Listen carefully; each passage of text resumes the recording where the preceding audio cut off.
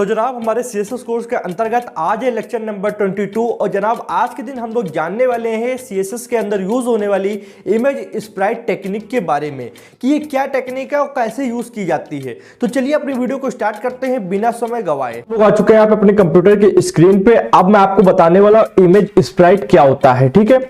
तो सबसे पहले समझते हैं इमेज स्प्राइट जो मैंने बताया आज पढ़ाने के लिए, ये कोई प्रॉपर्टी नहीं है। जैसे अभी तक मैं CSS में क्या था कि प्रॉपर्टी वाइज चीजें पढ़ा रहा था, ये इमेज स्प्राइट एक टेक्निक है, ठीक है। वो टेक्निक है जो हम लोग वेब डेवलपमेंट करते समय यूज करते हैं, ठीक है। तो अब ये समझते हैं कि इमेज स्प्राइट है क्या चीज और उसको यूज क्यों किया जाता है। और बहुत सारी YouTube पे इसके रिलेटेड आपको वीडियोस मिल जाएंगी, पर उसमें इतना कॉम्प्लेक्स करके समझाया गया है कि आपको वो चीज सही से समझ में ही नहीं आएगी, क्योंकि मैंने रिसर्च करते समय काफी चीजें देखी हैं।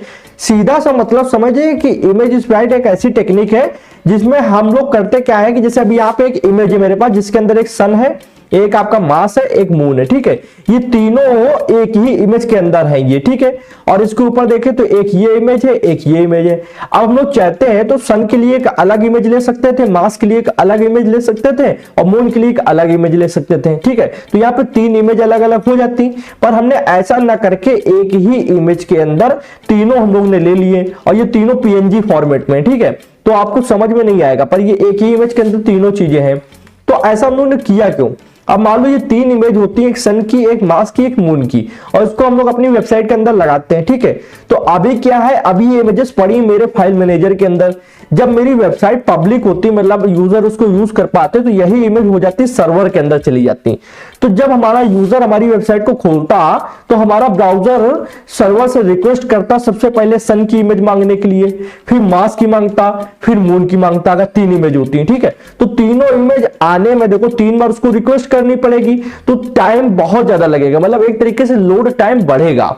तो हमको क्या करना होता है कि वेबसाइट का लोड टाइम कम करना होता है, जिससे वेबसाइट बहुत ही फ्रिक्वेंटली खुले और बहुत ही स्मूथली वर्क करे। मतलब ये नहीं है कि कोई चीज लोड नहीं हो रही है या फिर इमेजेस बाद में लोड हो रही है, टेक्स्ट पहले लोड हो रहा है, ऐसा नहीं चाहिए। मुझे बिल्कुल स्मूथली वेबसाइट रन करे, इसलिए मुझे लोड टाइम कम करना होगा। तो लोड टाइम कैसे कम हो सकता है? अब मान लो यहां पे तो मैंने सन, मून और आपकी मास, ये तीन इमेज को एक में कन्वर्ट कर दिया है। अब मैं इनको चाहूंगा कि ये डायरेक्ट इनको यूज कर सके, एक इमेज के अंदर हम लोग एक एक करके यूज कर पाए। मतलब ये इमेज तो पूरी एक है, पर हम लोग का मन हो तो सिर्फ सन का यूज करें, सिर्फ मून का यूज करें या फिर सिर्फ मास का यूज करें। हम लोग ऐसा कर सकते हैं CSS में स्प्राइट टेक्निक की मदद से, ठीक है। इससे होता क्या है कि आपके ब्राउजर को एक बार रिक्वेस्ट करनी पड़ेगी, एक ही रिक्वेस्ट में पूरी एक इमेज आ जाएगी, एक इमेज के अंदर तीनों इमेजेस होंगी, ठीक है।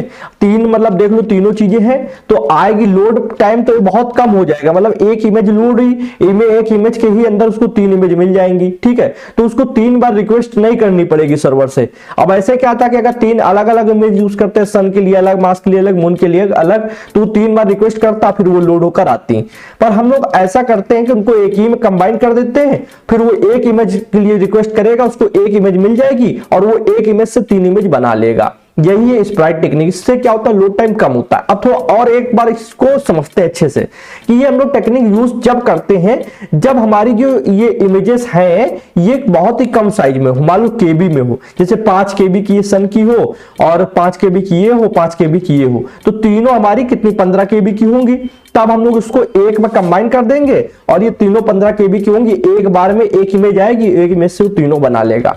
पर हम लोग ऐसा बड़ी इमेजेस के साथ नहीं करते हैं। स्प्राइट टेक्निक अगर आप मान लो ये 5 MB की एक हुई, ये 5 MB की हुई, ये 5 MB की हुई, तो टोटल 15 MB की एक इमेज हो जाएगी। तो सोचो 15 MB की इमेज लोड होने में कितना टाइम लगेगा। फिर तो इससे अच्छा है कि हम लोग एक एक करके यूज कर लें। एक एक यूज करने में क्या है कि 5-5 MB की है तो एक एक सेकंड में लोड होंगी, पर ऐसे क्या है कि 15 MB की है तो मान लो 4 सेकंड में लोड होगी या 3 सेकंड में लोड हो गई। तो फिर वो चीज हम लोग जब ज्यादा MB की इमेजेस होती है तो उसमें नहीं करते हैं। हम लोग अक्सर इनको तब यूज करते हैं जैसे हम लोग को इमेज के अपने वेबसाइट के अंदर आइकन्स लगाने होते हैं। लाइक आपका सोशल मीडिया के जो आइकन्स होते हैं, यूट्यूब, इंस्टाग्राम, फेसबुक, ट्विटर, ऐसे आइकन्स लगाने होते हैं, तो हम लोग उनको अलग अलग यूज ना करके एक ही में कंबाइन कर लेते हैं, क्योंकि वो PNG फॉर्मेट में होते हैं, और उनको यूज कर लेते हैं क्योंकि वो एक एक 1.5 KB के होते हैं। तो मान लो बहुत ज्यादा 3-4 KB की एक इमेज बनेगी और वो जल्दी लोड होगी, उससे हम लोग का लोड टाइम कम होगा। तो ये चीज आप समझ चुके होंगे कि इमेज को कंबाइन करके एक साथ यूज करने की टेक्निक को CSS स्प्राइट बोलते हैं। इससे क्या होता है, इससे हमारी वेबसाइट का लोड टाइम कम होता है।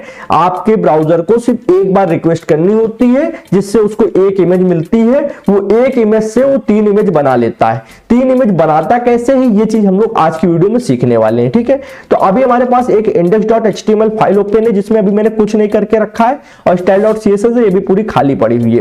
ठीक, तो अब हम लोग समझते हैं, आपके सामने मैं ये इमेज लेता हूं और उसको देखो यहां से कर देता हूं डिलीट। ठीक, सब चीज आपके सामने होंगी। आप क्या करना, अब मेरे पास देखो मैं जाता हूं फाइल मैनेजर पे और यहाँ पे पिक्चर्स वाले फोल्डर पे जाता हूँ। यहाँ पे देखो अलग अलग 3 इमेज पड़ी हुई हैं। एक ये देखो सन की इमेज है, एक ये मार्स की है, एक मून की। ठीक, अब ये तीनों अलग अलग इमेज है, अब इनको एक साथ कंबाइन करना होगा।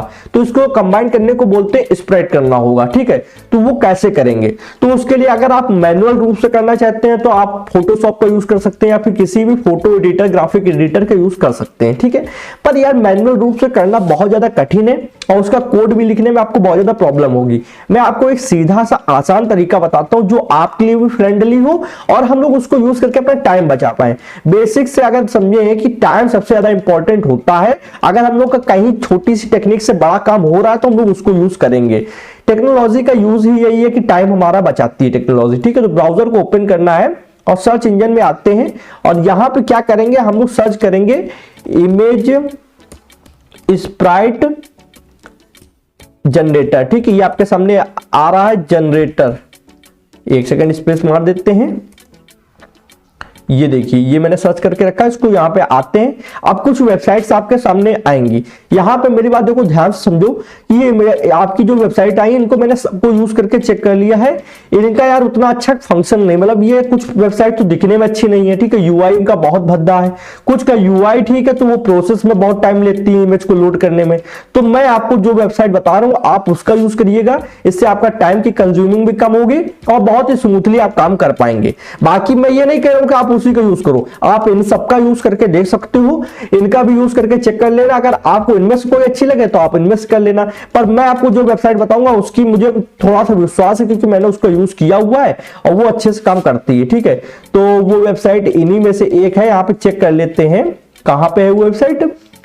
ओके, मेरी वाली वेबसाइट कहां है, इमेज स्प्राइट काउ, देखो यही आती है 1 2 3 नंबर पे ये वाली। ठीक है, ओके, जैसे ही आप आओगे तो ये 1st, 2nd, 3rd, 4th, 5th और ये 6th नंबर वाली है। ठीक है, ये आप भले नीचे रहिए पर ये इन सब से बेटर है। क्यों बेटर है, क्योंकि मैंने इसका यूआई चेक किया। यूआई मतलब यूजर इंटरफेस बहुत ही अच्छा है, स्पीड के मामले में बहुत ही अच्छी है और जो उनको कोड कन्वर्ट करके देती है साथ में वो भी बहुत ही साफ सुथरा कोड होता है। तो जनाब मैं आपको इसका यूज करने का रिकमेंडेशन दूंगा, इसकी लिंक भी डिस्क्रिप्शन में डाल दूंगा। कोई प्रमोशन नहीं कर रहा हूं, 100% मैंने यूज किया तब मैं आपको बता रहा हूं। ठीक है, तो बाकी आप मेरी बात मत मानिए, आप ऊपर वाली भी यूज करके देखो, अगर आपका उनसे अच्छा लग रहा है आप उनसे करो, पर मुझे ये बहुत ही बेटर लगी है, बहुत ही अच्छी वेबसाइट है। ठीक है, इसको ओपन करेंगे तो इस तरीके का इंटरफेस आ गया, बहुत ही सिंपल सा। आपको ये बीच में बिल्कुल क्लिक करना है। बीच में क्लिक करने के बाद में अब आपको ये इमेजेस सिलेक्ट कर लेनी है। मान लो मैं पहले सन को सिलेक्ट करता हूं, फिर मून को सिलेक्ट करता हूं, फिर आपको मार्स को सिलेक्ट करता हूं और ओपन पे क्लिक करेंगे। ठीक है, ओपन पे क्लिक किया, देखो कितनी जल्दी फटाफट ये लोड हो गई। ठीक है, अब ये 1 MB की थी, देख लो ये एक 1.3 MB की, ये 1.1 MB की, ये वो 0.7 MB की। पर आपको MB वाली इमेजेस नहीं यूज करनी है। आप क्या करोगे, आपको आइकन्स यूज करने हैं। जैसे आपका फेसबुक, इंस्टाग्राम, ट्विटर ये सब आइकन्स होते हैं ना, उनको जब आप यूज करते हो तो उनको कंबाइन कर लेना। ठीक है, तो उनमें क्या है, आपका बहुत कम मतलब साइज में अच्छी से अच्छी चीजें हो जाएंगी। ठीक है, तो ये तो मैंने आपको समझाने के लिए इमेजेस यूज किए हैं, इनको यूज नहीं करना होता है। अब यहाँ पे आएंगे, देखो सबसे पहले ये बता रहा है फॉर्मेट कैसा रखना है, तो हमको PNG फॉर्मेट ही रखना है, आपको भी यही रखना है। ठीक है, और यहाँ पे आप क्लास जो बनेगी, इसकी क्लास बनती है, वो क्लास का नाम दे सकते हो। तो मैं यहाँ पे हटा के सिर्फ स्प्राइट रखूंगा। ठीक है, तो मैंने कहा स्प्राइट रखो। ठीक है, ओके, पैडिंग देनी नहीं है। वर्टिकल और हॉरिजॉन्टल समझ लेते हैं। हॉरिजॉन्टल का मतलब क्या होता है, हॉरिजॉन्टल मतलब है कि लेफ्ट टू राइट इमेजेस आएंगी, लेफ्ट से राइट में, और वर्टिकल में क्या है, टॉप से बॉटम में आएंगी। ठीक है, तो मैं वर्टिकल रखूंगा और यहाँ पे जनरेट CSS स्प्राइट पे क्लिक करूंगा। जैसे इसको आप क्लिक करते हो तो नीचे देखो आपका कोड भी आ जाएगा और आपकी इमेज भी आ जाएगी। ठीक है, तो काफी मस्त है। इमेज को कर लेना है डाउनलोड। ठीक, ये हो गई डाउनलोड। अब हम लोग आते हैं फाइल मैनेजर पे। फाइल मैनेजर पे आने के बाद में ये चलते हैं डाउनलोड वाले सेक्शन पे। ये हमारी इमेज है, इसको कर लेते हैं कट यहाँ से। और कट करने के बाद में हमने डेस्कटॉप के अंदर ये HTML कोड्स नाम से एक फोल्डर बनाया जो कि विजुअल स्टूडियो कोड के अंदर खुला है। इसके अंदर एक फोल्डर बना है इमेजेस नाम का। इमेजेस नाम के फोल्डर के अंदर हम ये वाली इमेज रख देते हैं। तो देखो ये इमेज आ गई। अब हम लोग को क्या करना है, हम लोग आएंगे आप क्रोम ब्राउजर पे और देखो इसने हमको CSS के लिए अलग से कोड दे दिया है। देखो इतना कोड ऊपर जो है ये CSS में लिखना है और ये जो देखो नीचे HTML में लिखना है ये अलग है। HTML में इसने किया क्या है, स्प्राइट टैग के अंदर एक क्लास बना दी है और क्लास का इसने अपने हिसाब से नाम दिया है। आप चाहे तो इस क्लास का नाम छोटा रख सकते हैं, ठीक है, पर उसके लिए आपको फिर CSS वाले कोड में भी यहाँ पे भी आपको क्लास छोटी ही रखनी होगी। वो मैं अभी आपको करके दिखा दूंगा, ठीक है। तो सबसे पहले करते क्या है, हम लोग कॉपी कर लेंगे HTML वाले कोड को। तो ये मैंने कर लिया कॉपी। आते हैं विजुअल स्टूडियो कोड पर और ये HTML में बॉडी टैग के अंदर आपको कर देना इसको पेस्ट, ठीक। तो ये स्पैन टैग के अंदर ये क्लास आ गई है। अब हम लोग style.css वाली फाइल पे आएंगे और अभी देखो इसको हम लोग CSS वाला जो कोड है इसको भी कर लेते हैं कॉपी। कॉपी यहां से हो गई सारी और अब हम लोग आएंगे और ये CSS वाली में कर देंगे पेस्ट, ठीक है। ये हमने कर दिया पेस्ट। अब अगर अभी मैं रन करके दिखाऊं, ठीक है, तो अभी ये नहीं आएगी। क्यों नहीं आएगी, ये प्रॉब्लम आपके साथ भी आने वाली है। अभी कुछ नहीं आया, क्यों नहीं आया, देखो मैं दिखाता हूं। यहां पे CSS में आओ तो इन्होंने देखो इमेजेस का नाम दिया है CSS sprite combine.png, ठीक। और ये हमारे फोल्डर के अंदर जो इमेज हम लोग ने डाली थी इमेजेस फोल्डर के अंदर, इसका भी सेम यही नाम है। पर एक चीज यहाँ पे देखो, ये एक फोल्डर के अंदर है, इमेजेस नाम का फोल्डर है, उसके अंदर ये इमेज पड़ी है, जबकि यहाँ पे कहीं फोल्डर का जिक्र नहीं हुआ है, ठीक है। तो आपको इस लोकेशन के अंदर फोल्डर का नाम ऐड करना है। तो ये जो सिंगल इन्वर्टेड कॉमा इसके अंदर हम लोग कर्सर को रखेंगे और फोल्डर का नाम लिख देंगे इमेजेस, क्योंकि हमारा इमेजेस नाम का फोल्डर है, और फॉरवर्ड स्लैश लगा देंगे, ठीक है। आप देखो शो कर रहा है, हमने इसको कर दिया। तो इसके आगे आपको बस फोल्डर का नाम लिख देना है, बाकी कुछ नहीं करना है। देखो इमेजेस यहां पे लगा के फॉरवर्ड स्लैश लगा देंगे। और ये 3 क्यों आया बीच में, इसको हटाओ यहां से, ठीक। तो इतना आप समझ के चलो कि इसके आगे बस आपको इमेजेस फोल्डर का नाम लिखना है। तो यहां पे फिर से लिख देते हैं इमेजेस फॉरवर्ड स्लैश, ठीक। तो आप देख लो इमेजेस फॉरवर्ड स्लैश, फिर आपकी इमेज का नाम पड़ा है, फिर इमेजेस फॉरवर्ड स्लैश, फिर इमेज का नाम, फिर यहाँ पे, ठीक है। तो ये हम लोग ने कुल मिला के ये फोल्डर जो है जिसके अंदर ये इमेज डाली गई है उसका नाम हम लोग ने यहाँ पे ऐड कर दिया है। वो ऐड करके नहीं देंगे, वो तो यार सिंपल सा इमेज का नाम देंगे, ठीक है। आपको अपने फोल्डर का नाम ऐड कर देना है जिस फोल्डर के अंदर आपने इमेज को डाल रखा है। मैंने इमेजेस नाम का एक फोल्डर बनाया है, उसके अंदर इमेज को डाला, तो मैंने यहाँ पे इमेजेस लिख दिया है, ठीक है। अब मैं इसको अगर रन करूं तो ये आ जाना चाहिए, देखो ये आ गया, ठीक है। अब ये देखो साइज में कितना बड़ा क्यों आ रहा है, ये सोचोगे तो साइज में इतना बड़ा इसलिए आ रहा है क्योंकि जो मैंने PNG फॉर्मेट में यहाँ पे देखो इमेजेस रखी हैं, मैं दिखाऊं जो पहले से हमारे पास रखी हैं, जो मैंने स्प्लिट की थी, ये देखो ये जो इमेजेस पड़ी हुई हैं इनका साइज पहले से ही बड़ा है। तो आप जब देखो यहाँ पे पहले से ही मैंने PNG फॉर्मेट बना के रखा है, सिर्फ इन तीनों को आपस में जोड़ दिया है वेबसाइट के अंदर, और जोड़ने के बाद CSS का कोड में आ गया, ठीक है। तो ये समझो कि ये इमेजेस का साइज पहले से ही काफी बड़ा है। तो जितना बड़ा साइज होगा उतना ही बड़ा जोड़ने के बाद भी आएगा, साइज तो कम हो नहीं जाएगा। तो आप क्या है, आप जब ये इमेजेस यूज करोगे तो आपको क्या करना है, छोटी छोटी इमेज यूज करनी है। छोटी छोटी मतलब क्या है, ये आइकन्स जो होते हैं, लाइक ये जैसे बटन का आइकन है तो ये देखो साइज में छोटा है, ठीक है। इस तरीके के जब आप आइकन यूज करोगे तो आपको इमेज स्प्राइट टेक्निक का यूज करना है। ये काफी बड़ी बड़ी इमेज थी, मैंने इनको यूज इसलिए कर लिया कि बड़ी चीज आपको साफ नजर आएगी दिखने में, ठीक है। तो इनका ऑलरेडी साइज बड़ा है, आपको छोटे छोटे लोगो ले लेना है, उनको कन्वर्ट कर लेना PNG फॉर्मेट में, फिर आपको आना इस वेबसाइट के अंदर। वेबसाइट के अंदर यहाँ पे आने के बाद में यहाँ पे अपलोड कर देना है, और ये जो बेसिक सेटिंग है आप इनको कर सकते हो। यहाँ पे क्लास का नाम स्प्राइट रख देना। अगर आप हॉरिजॉन्टल रखते हो तो ऐसे लेफ्ट से राइट में इमेज आएंगी, ठीक है। और वर्टिकल रखते हो तो देखो ये खड़ी खड़ी इमेज आ रही है यहाँ पे ऐसे, ठीक है, नहीं तो ये लेटी लेटी आती है। और ये चीज आप समझ ही गए हो, और यहाँ पे कुछ बाकी करना है नहीं, ठीक है। अब मैं आपको थोड़ी चीजें यहाँ पे समझाता हूँ कोड के अंदर। अभी देखो हमारी इमेजेस आ रही हैं, यहाँ पे मैं दिखाऊं तो देखो सन भी आ रहा है, मार्स भी आ रहा है और मून भी आ रहा है, ठीक है। अभी अगर आप एक चीज सोच रहे होगे कि भाई यार ये चीज तो हम लोग एक लाइन का कोड भी लिख के कर सकते थे, कुछ लोग सोचेंगे जिनको थोड़ी नॉलेज है। कौन सा कोड, चलो इसको सबको हटाते हैं थोड़ी देर के लिए। मैंने इसको हटाया और मैं इसको भी हटा देता हूं, ठीक है। बेसिक्स है, इसको भी हटा दिया। इसको तो आप सोच रहे होगे कि एक लाइन का कोड लिखो IMG टैग, और IMG टैग के अंदर इस इमेज का नाम दे दो, ठीक है, जो हम लोग ने लाए हैं एक साथ। इतना कोड लिखने की जरूरत ही क्या है, ये फॉरवर्ड स्लैश और ये इमेज का नाम दे दो जो जिसमें तीनों एक साथ कंबाइन है। मैं आपको दिखा देता हूं, ये वाली इमेज का नाम दे दो, ठीक है। तो ये एक साथ कन्वर्ट होके आ जाएगी। तो मैं आपको दिखाता हूँ। ये बहुत लोगों का डाउट होगा जिनको थोड़ी सी भी इंफॉर्मेशन है HTML एंड CSS की। तो इसको मैं करता हूँ ओपन विथ लाइव सर्वर, और अब देखो कि इसमें भी देखो वही चीज आ रही है सेम जो हम लोग ने उतने बड़े कोड में लिखा था, पर इसमें ये समझो कि ये तीनों एक साथ आ रहे हैं, एक साथ एक इमेज के रूप में आ रहे हैं, पर उसमें एक साथ नहीं आ रहे, उसमें अलग अलग आ रहे थे। मैं आपको दिखाता हूँ, वो चीज प्रूफ करके दिखाता हूँ कि देखो मैं यहाँ पे अब फिर से वही वेबसाइट पे जाऊंगा, हमको कोड की जरूरत है तो वो कोड हम लोग यहाँ से ले लेंगे। सबसे पहले HTML वाले कोड को कॉपी कर लेते हैं, कॉपी किया, आते हैं विजुअल स्टूडियो कोड में, जो हम लोग ने कोड हटा दिया था वही दोबारा से लिख रहे हैं। अब मैं आपको यहाँ पे डाउट को दूर करता हूँ।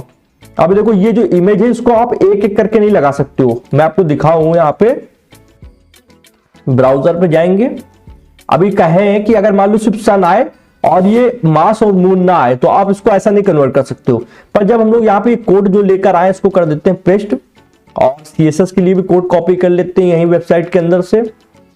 यहाँ पे आए, इसको करा कॉपी, कॉपी करने के बाद में गए विजुअल स्टूडियो कोड पर और यहाँ कर दिया पेस्ट। ओके, अब देखो मैं आपको अब इसको रन करके दिखाता हूं, ठीक है। तो यहाँ पे जाएंगे, रिफ्रेश मार देंगे एक बार। ओके, तो हाँ ये एक चीज फिर से हम लोग ने नहीं की, यहाँ पे इमेजेस का फोल्डर का नाम देना है, क्योंकि हम लोग वेबसाइट से कोड को कॉपी करके लाए हैं ना, तो वेबसाइट के अंदर तो यार फोल्डर का नाम पहले से है नहीं, तो हमको लगाना होगा इमेजेस, ठीक है। और यहाँ पे भी वही चीज सेम करनी है, इमेजेस फॉरवर्ड स्लैश, और यहाँ पे भी सेम चीज करनी है, ठीक है। आपको जब भी वहां से कोड कॉपी करके ला रहे हो तो ये चीज ध्यान देना है कि आपको अपने फोल्डर का नाम ऐड कर देना है। कहां पे, ये बैकग्राउंड URL जो दिया है प्रॉपर्टी इसके अंदर, और ये मैं आपको पढ़ा भी चुका हूं, आप ये नहीं कह सकते कि मैंने पढ़ाया नहीं है। बैकग्राउंड से रिलेटेड मैंने सारी चीजें पढ़ाई है आपको इसी CSS कोर्स के अंदर, आप चेक कर लो, आपको लेक्चर मिल जाएगा, ठीक है। नाम बाकायदा बैकग्राउंड नाम से वो मैंने बनाया हुआ है लेक्चर, ठीक है। तो अब देखो ये इमेज आ रही है, ठीक है, सन, मार्स और मून, ठीक। अब मैं चाहूं तो सिर्फ सन को दिखा सकता हूं, मार्स और मून को हटा भी सकता हूं। क्यों? क्योंकि अभी ये अलग अलग इमेज के रूप में आ रही है, ठीक है। अब देखो मैं इतना कोड को हटाऊंगा, यहां से करूंगा कट। अब ये जो इतना कोड है ये सिर्फ सन का है, देखो यहाँ पे सिर्फ सन आ रहा है, मार्स और मून नहीं आ रहा है, ठीक है। तो ये आप समझ सकते हो कि इस तरीके हम लोग एक इमेज को भी दिखा सकते हैं। है ये पूरी तीनों का कॉम्बिनेशन, ये देखो है तो यार तीनों का कॉम्बिनेशन, पर शो देखो सिर्फ सन हो रहा है। यहाँ पे देखो मैं दिखाता हूँ, सिर्फ सन शो हो रहा है। अगर मैं चाहूं कि यहाँ से मुझको मास दिखाना है और यहाँ पे सन और मून हटा देना है, तो दिखाता हूं मैं आपको करना क्या है। इसको बंद कर देते हैं यहाँ से, और यहाँ पे आएंगे, यहाँ पे आने के बाद पेस्ट करते हैं। पेस्ट करने के बाद में करना क्या है, अब मैं चाहता हूं कि सिर्फ यहाँ पे मान लो सन और मास आ जाए, मून हट जाए सिर्फ, ठीक है। तो यहाँ करते क्या है, मून वाली जो ये कोड है इसको कर लेते हैं, हटा देते हैं इस तरीके कट, और इसको यहाँ पे देखो, ठीक। तो ये मास और सन आ रहा है, मून गायब हो गया। तो इस तरीके आप चीजों को कन्वर्ट कर सकते हो। बस एक इमेज लगानी तो एक का कोड लिखो, दो लगानी तो दो, और तीनों का लगाना है तो तीनों को कोड लिखो। और कोड आपको कहां मिल रहा है, वेबसाइट के अंदर, आपको कुछ भी नहीं करना पड़ा है। अगर आप सोचो इतना सारा कोड आपको लिखना पड़ता तो आपका टाइम वेस्ट होता कि नहीं होता। तो जो हमारे पास ऐसी सरल टेक्निक्स हैं तो उनका टाइम क्यों वेस्ट करें। हाँ, हालांकि मैंने कहा था कि आप चाहें तो जैसे ये क्लास का नाम है, तो ये क्लास का नाम बहुत बड़ा इन्होंने रख दिया है, आप इसको छोटा भी रख सकते हैं। मैं आपको करके दिखाता हूं, बहुत ही आसान है। यहाँ पे पेस्ट मारेंगे, पेस्ट मारने के बाद में देखो अभी चाहो तो यहाँ पे एक चीज और मैं आपको करके दिखाता हूं। यहाँ पे देखो स्पैन टैग है। अब क्या आप इमेज टैग की मदद से जब इस इमेज को लगाते तो क्या इसके बीच में आप कुछ लिख सकते थे? नहीं लिख सकते थे। क्यों? क्योंकि ये पूरी एक इमेज थी, पर यहाँ पे लिखा जा सकता है। मैं आपको दिखाता हूं। एंटर मारा स्पैन टैग के अंदर, और यहाँ पे मैंने कहा हेडिंग 1 यूज करेंगे। हेडिंग 1 के अंदर मैंने कहा शुभम पांडे, ठीक है। तो ये लिख देते हैं शुभम एंड पांडे, ठीक है, PNDY पांडे। अब देखो आप खुद देखना है, यहाँ पे सन के बीच में लिख के आएगा, ये देखो शुभम पांडे। तो अब सोचो कोई इमेज के बीच में कोई टेक्स्ट कैसे डाला जा सकता है, पर डाला जा सकता है, इट इज पॉसिबल, ठीक है। अभी आप यहाँ पे चाहो तो देखो मैं आपको और दिखाता हूं कि इन दोनों इमेज के आप कहीं, मतलब ये इमेज एक है पर उसको आप यूज अलग अलग जगह पे कर सकते हो। मतलब सन को एक जगह पे, मास को बिल्कुल नीचे वाले पेज पे, और मून को सबसे ऊपर, इस तरीके आप कन्वर्ट कर सकते हो। मैंने कहा यहाँ पे पैराग्राफ, और पैराग्राफ के अंदर मैंने कहा लॉरेम 1000। ये क्या लिख रहा हूं मैं, 1000 शब्द लिख रहा हूं, ठीक है। ये शॉर्टकट होता है, एक सेकेंड, लॉरेम 1000 आ जाना चाहिए, अच्छा स्पेस नहीं देना होता है। लॉरेम 1000, ठीक। मैं इसको कर देता हूं व्यू वर्ड रैप। अब 1000 शब्द देखो ये आ गए हैं, ठीक है। दो इमेज के बीच में 1000 शब्द हैं। तो अब देखो सन, सन के बाद ये देखो 1000 शब्द का पूरा पैराग्राफ, फिर देखो हमारा ये आ रहा मास। अब मास के बीच में भी हम लोग चाहे तो सेम चीज को कॉपी कर सकते हैं। अब देखो ये स्पेन टैग है, इसके नीचे आए और यहाँ पे हमने कहा हेडिंग 1, हेडिंग 1 के बाद हम लोग यहाँ पे दे देते हैं यहाँ पे डूम कोडिंग, ठीक है, डूम कोडिंग, और यहाँ पे हम लोग दे देते हैं इसी तरीके आप इनके बारे में भी लिख सकते हो, सन मून और मास के बारे में भी लिख सकते हो।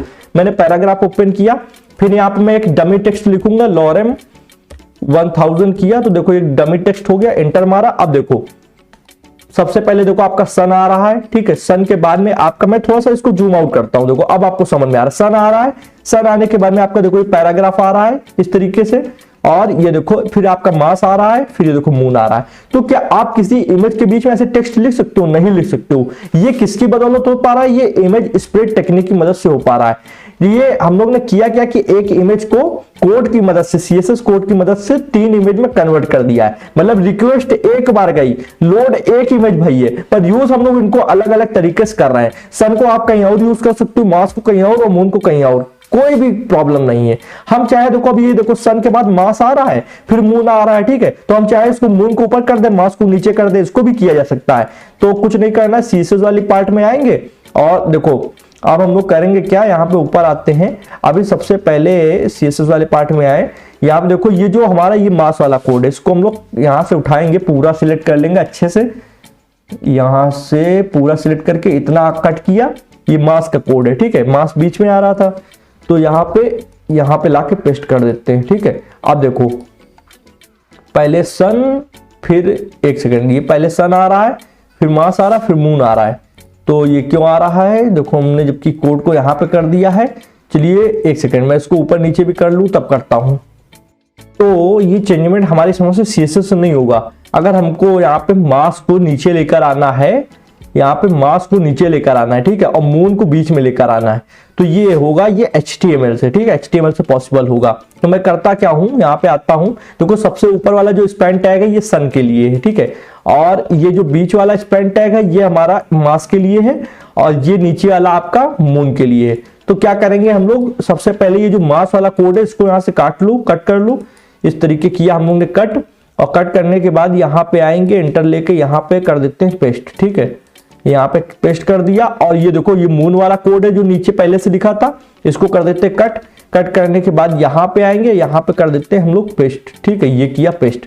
अब देखो यहाँ पे सन के बाद मून आना चाहिए, हाँ ये देखो सन के बाद मून, फिर लास्ट में मास आ रहा है।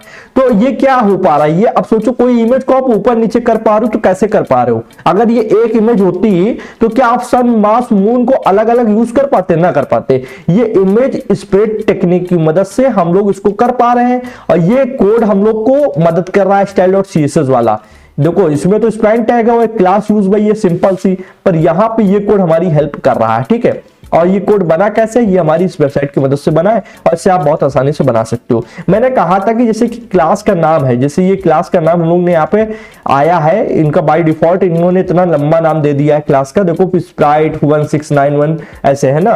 तो हम लोग इसको क्या करते हैं, इसको छोटा कर सकते हैं अपने हिसाब से, कुछ नहीं करना है, जाएंगे यहाँ पे और यहाँ पे इस तरीके से इसको कर लेंगे चेंज। पहले सबसे नंबर 1 को चेंज करते हैं, तो सिंपली हम लोग इतना इसको हटा देंगे, ठीक है, और हटाने के बाद सिर्फ स्प्राइट 1 कर दिया, ठीक है। और यहाँ पे दूसरे में आएंगे, इसको चेंज कर लेते हैं, और यहाँ तक एक सेकेंड, यहाँ तक इसको कर देते हैं स्प्राइट 2, क्योंकि अलग अलग इमेज बनेंगी ना 2। अब इसको कर देते हैं 3। जब यहाँ पे चेंज करोगे स्पैन टैग के अंदर, तो आपको सीएसएस के अंदर भी यूज चेंज करना होगा। तो अब हम लोग ने ऊपर नीचे कर दिया था, तो उसको कोई फर्क नहीं पड़ता है।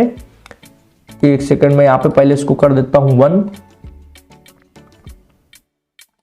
देखो 1 कौन सा था, 1 ये वाली थी शायद, हाँ इसको कर देते हैं 1, ठीक, और इसको कर देते हैं 2, ठीक, और इसको कर देते हैं 3। शायद ये कुछ गड़बड़ी करेगा मेरे हिसाब से, पर देख लेते हैं एक बार करके, कोई प्रॉब्लम नहीं होगा। देखो एक सेकंड यहाँ पर रन करते हैं, बिल्कुल सही, कोई प्रॉब्लम नहीं, ठीक है। इसको हम लोग रिफ्रेश भी देखो मार लेते हैं, कोई प्रॉब्लम नहीं। तो इस तरीके आप कर क्या सकते हो कि आप इनका नाम भी चेंज कर सकते हो क्लास का। मैंने क्लास का नाम देखो अब स्प्राइट 1, स्प्राइट 2, स्प्राइट 3, स्प्राइट कहेंगे, स्प्राइट नहीं पढ़ेंगे, स्प्राइट, ठीक है। कम आप प्रोनाउंसिएशन अपने हिसाब से कर सकते हो, हम लोग स्प्राइट पढ़ते हैं तो इसको 1 2 3 कर सकते हो। तो अब हमने करा क्या, यहाँ पे स्पेल टैग के अंदर आया और क्लास का नाम छोटा कर दिया, और इतना हम लोग ने यहाँ पे जो जो छोटे छोटे नाम रखे हैं उनको यहाँ पे भी चेंज कर दिए। तो इतना यार सीएसएस आपको आती है, आप बहुत ही आराम से कर सकते हो। देखो इमेजेस बाकायदा लोड हो रही हैं जैसे हमने उनको सेट करके रखा हुआ है। और क्या कर सकते हैं, और हम लोग जैसे इमेज का नाम बहुत बड़ा आ रहा है तो इसको भी छोटा कर सकते हैं। कुछ नहीं करेंगे, यहाँ पे आएंगे F2 दबाया तो रीनेम करने का ऑप्शन आएगा, तो हमने इसको पूरा हटाकर सिर्फ क्या करेंगे, यहाँ पे हम लोग कह देंगे कि कोलैब, मान लो हमने नाम दे दिया, इमेज का नाम कोलैब दे दिया, ठीक है। एंटर दबाया और अब हम लोग यहाँ आएंगे style.css में, और यहाँ पे हम लोग करेंगे क्या, इसको चेंज कर देते हैं।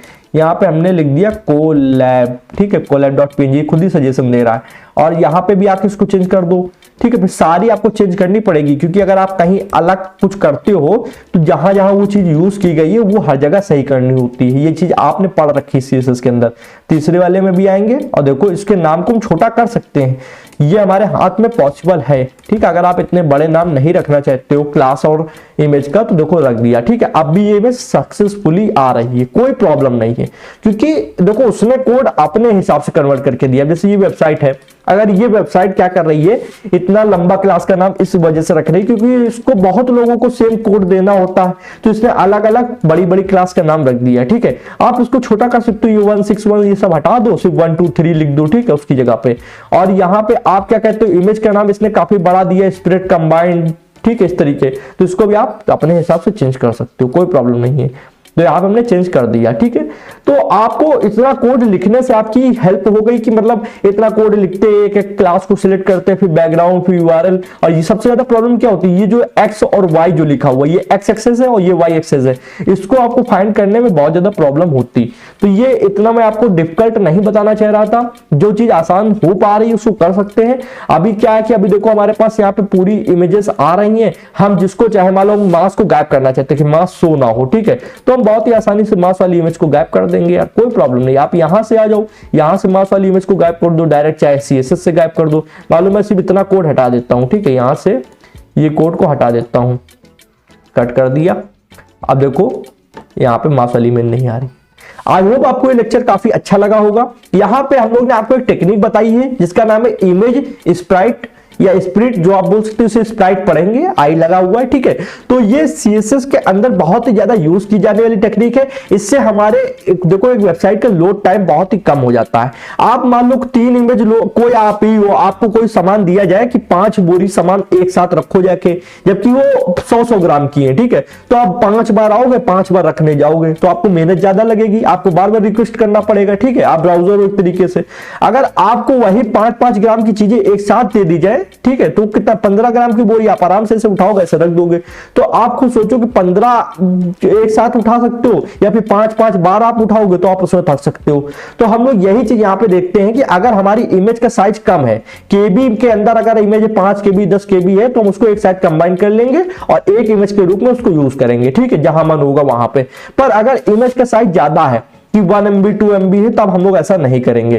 क्यों नहीं करेंगे, अगर मान लो खुद सोचो 2 MB की इमेज अगर हम लोग ने 4 एक साथ कंबाइन कर दी तो आपकी दो चौको 8 MB की इमेज लोड होने में कितना टाइम लगेगा। तो उससे अच्छा है कि वो एक एक करके लोड हो जाए, वही ठीक है।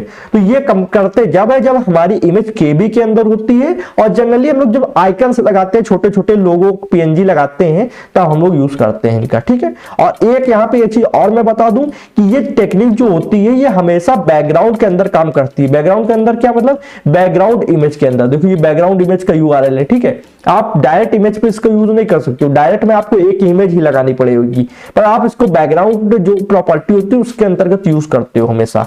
तो ये वीडियो कैसी लगी आप प्लीज कमेंट में बताइएगा। मैंने इसको बहुत ज्यादा सिंपल एंड इजी बना दिया है और शुद्ध हिंदी भाषा में समझा दिया है। अगर अभी तक आपको यहाँ पे कहीं कोई डाउट हो तो आप कमेंट में पूछ सकते हो, मैं उसके लिए बैठा हूं, आपको एक्सप्लेन कर दूंगा, ठीक है। और पसंद आ गई हो तो एक लाइक कर दो यार, मैं गारंटी दे सकता हूँ यूट्यूब पे आपको कोई दूसरी ऐसी वीडियो नहीं मिलेगी जहां पे आपको लाइव इतना सब चीजें करके दिखाया गया हो, प्लस एक्सप्लेन अच्छे से किया गया, क्योंकि वो बहुत ज्यादा भड़बड़ा देते हैं इंसान को और उसको कॉम्प्लेक्स चीजें लगने लगती हैं। तो कॉम्प्लेक्स बिल्कुल भी नहीं, हर लेक्चर को आपको इजी समझना चाहिए, ठीक है। और आप चाहे तो चैनल को सब्सक्राइब कर सकते हैं, बेल आइकन को प्रेस कर सकते हैं, जिससे आने वाले इंटरेस्टिंग कोडिंग वीडियो और कोर्सेज की नोटिफिकेशन आप लोग को मिल जाएंगी। आज वीडियो में जनाब इतना ही था। Thanks for watching friend. जय हिंद, जय भारत।